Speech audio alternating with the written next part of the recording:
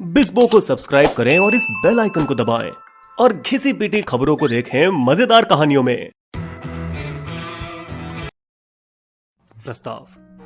रूसी नौसेना के आधुनिक इतिहास में कुछ ऐसे जहाज हैं जो न ही सिर्फ दरिया का अवतार ले सकते हैं बल्कि देश की ताकत भी जताते हैं।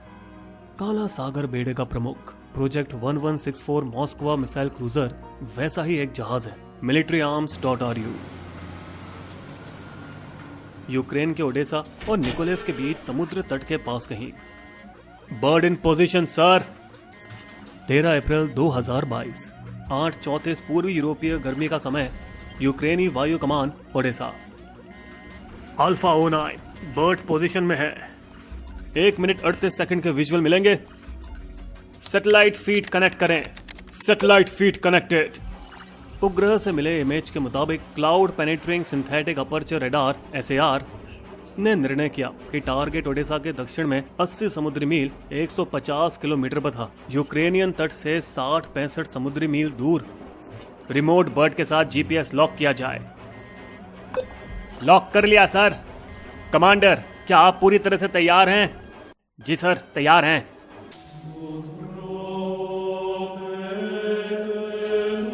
फायर! यूक्रेनी नौसेना बल के कमांडर रियर एडमिरल ओलेस्की नेस पापा अपनी जिंदगी का सबसे बड़ा जोखिम उठा रहे थे। Subsonic Neptune R-360 anti ship मिसाइलों को अब अपने टारगेट तक पहुंचने में लगभग 8 मिनट का वक्त लगता। हमले से ठीक एक दिन पहले तुर्की में कीव और मॉस्को के बीच शांति वार्ता का हुआ था डेड एंड। यूक्रेनियों को एक कोने में धकेला गया था और उन्हें एक मजबूत जवाब देने की जरूरत थी। एक जवाब तो दिया था पिछले महीने यूक्रेन लैंडिंग शिप ने सेरटोव को सफलतापूर्वक डुबाकर कब्जा की गई बर्डियांस्क बंदरगाह अजोव दरिया में, जिसने शायद उन्हें हिम्मत दी कि वो एक और ज्यादा महत्वपूर्ण लक्ष्य को निशाना बनाए। विशाल जहाज मॉस्कोवा ने हाल ही में स्नेक आइलैंड पर 13 सदस्यीय यूक्रेनियन गैरिसन की लाचार सेना को धमकाया था, खुद को सरेंडर करो वरना मारे जाओगे। और हालांकि उनका करारा जवाब पूरी दुनिया में फैल गया, रूसी जाओ अपने। उन्होंने बिना लड़ाई अपने आप को सरेंडर कर दिया। यूक्रेन उस विशाल जहाज को किसी भी तरह से काबू में लाने की सोच में था जब उनमें से किसी एक ने देखा, मैं पिछले 3 हफ्तों से मॉस्को को ट्रैक कर रहा हूं। मुझे लग रहा है कि हमारी मिसाइल उसे मार सकेगी अगर हम उन्हें अचरज में डाल दें। यूक्रेन ने नेपच्यून मिसाइल खुद बनाई थी, सोवियत संघ की कुल 200 किलोमीटर स्ट्राइक रेंज वाली KH-35 मिसाइल को सुधार के, जिससे R-360 नेपच्यून ट्रक से फायर की जा सकती थी और इसकी स्ट्राइक रेंज बढ़ाकर 300 किलोमीटर कर दी गई। दूसरी ओर था मॉस्को, रूसी काला सागर नौसेना का प्रमुख युद्धपोत, जो 3 बनाए गए विशाल जहाजों में से एक था। उसका काम था कि वो अन्य सभी रूसी जहाजों को एंटी एयरक्राफ्ट कवर दे और लड़ाकू विमान जो यूक्रेन पर हमला करें उसे भी सुरक्षा दे। पहली बार इसे 1983 में समुद्र में भेजा गया, पर फिर उसे एक दशक 1990 से 2000 तक सेवा से हटा दिया गया था। पर एक बार और उसे वापस लाया गया क्राइमिया पर कब्जा पाने के लिए, जहां उसे रखा गया सेवास्टोपोल में जब तक उसकी जरूरत नहीं पड़ी यूक्रेन से आक्रमण के लिए। सेवास्टोपोल में जब जहाज था तब 2020 में रूसी ऑर्थोडॉक्स चर्च के परम पुजारी ने शिप पर एक धार्मिक समारोह आयोजित किया। मैं इस परंपरा के साथ मॉस्कोवा के चैपल में द 2 क्रॉस का एक टुकड़ा रख रहा हूं, जहां यह हमेशा के लिए रहेगा। 2 क्रॉस एक अनोखा पवित्र चिन्ह है जो ईसाइयों के लिए मायने रखता है और मानने वालों के मुताबिक ये वही क्रॉस का हिस्सा है जिस पर यीशु को सूली पर चढ़ाया गया था। शायद अपनी अजयता पर भरोसा और अंधविश्वास अपनी क्षमताओं में, जैसे एक 3 स्तरीय रक्षा प्रणाली, दूरी की, मध्यम श्रेणी और नजदीकी ताकत, जिससे वो कम से कम 30 या ज्यादा खतरों को एक साथ संभाल सकता। उसे लापरवाह कर डाला और बिना 300 किलोमीटर के सिक्योरिटी क्षेत्र को सुरक्षित किए वो समुद्र तट के करीब मंडरा रहा था, ये सोचकर कि जहाज के पास 2 अलग अलग तरह के खतरों के लिए अलग अलग रक्षा सिस्टम थे। ड्रोन का मुकाबला करने के लिए लंबी दूरी की SA-N6 क्रम्बल S-300F मिसाइलें और 2 बैरल वाली AK-130 गन जो किसी भी खतरे से निपटने के काबिल थी। अगर रक्षा की पहली 2 परतों का उल्लंघन होता तो थी AK-630 CIWS करीब हथियार प्रणाली, जो प्रति मिनट 5000 राउंड गोला बारूद फायर कर सकती थी। लेकिन यूक्रेन की ताकत थी सरप्राइज और कुछ अंदरूनी खबर, जिसने स्ट्राइक करने का ये सही वक्त बना दिया। जहाज की विद्युत प्रणालियों की मरम्मत चल रही थी, मुख्य रडार पुराने हो चुके थे, संभवतः कुछ सेंसरों को भी टेम्पररी बंद कर दिया गया था।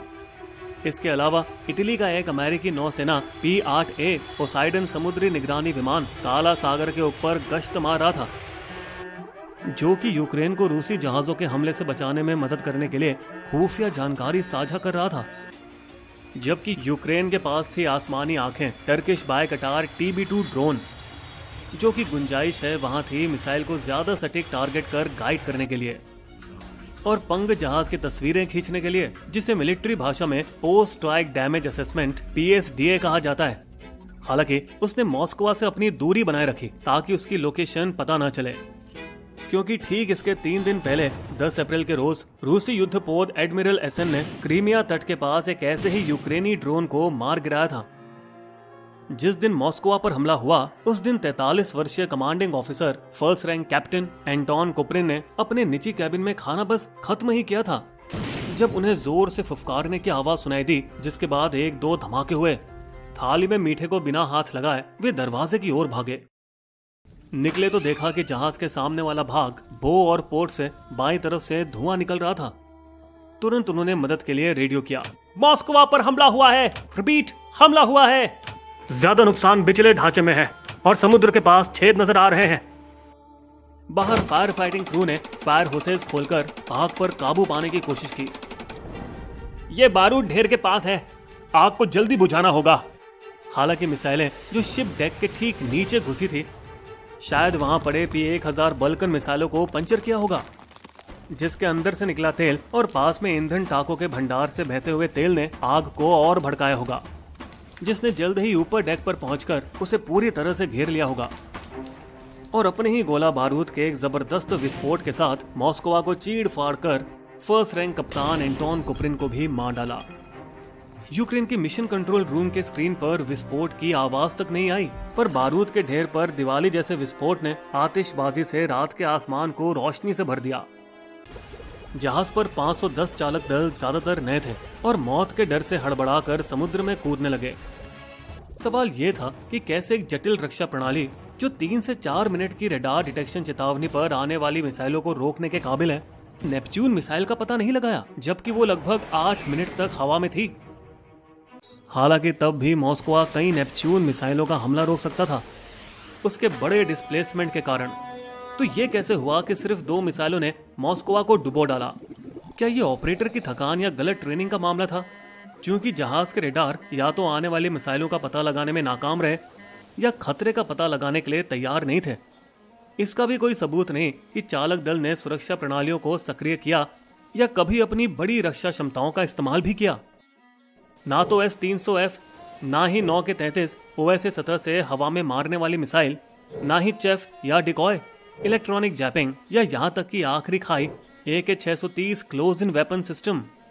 रूस का दावा है कि 67 अधिकारियों सहित 510 में से सिर्फ 1 मारा गया, 27 लापता हुए और 396 को सुरक्षित निकाल लिया गया।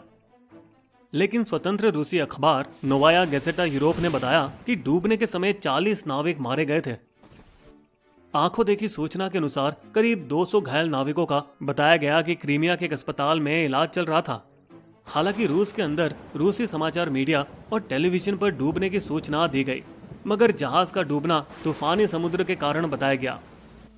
बचाव जहाज कोमुना 110 सालों के बाद भी सेवा में सबसे पुराना सक्रिय ड्यूटी नौसेना जहाज AS-28 पनडुब्बी के साथ रूसी नौसेना द्वारा भेजे गए 5 से 7 जहाजों में से एक था, जिसने खोज निकाला इंस्क्रिप्शन सामग्री, हथियार, निकायों और बाकी संवेदनशील सामग्री, जिसमें विदेशी देशों की दिलचस्पी हो सकती है। चूंकि मॉस्को बिना टूटे डूबा, इसलिए इतने बड़े जहाज को ऊपर ले आना मुनासिब नहीं समझा गया। एक दिन बाद 15 अप्रैल की सुबह रूस ने कीव के उसी मिसाइल कारखाने पर हमला किया जिसने नेपच्यून मिसाइल बनाया था। बिस्बो की शायरी। रूसी सेना का था मॉस्को एक शान, चकित किया यूक्रेन ने, सारा जग हैरान, खा मिसाइल की मार हो, सागर में गया डूब, बलवानों पर दुर्बल की जीत का है ये रूप। हमारे वीडियो कंटेंट के सोर्सेस आपको डिस्क्रिप्शन में मिल जाएंगे।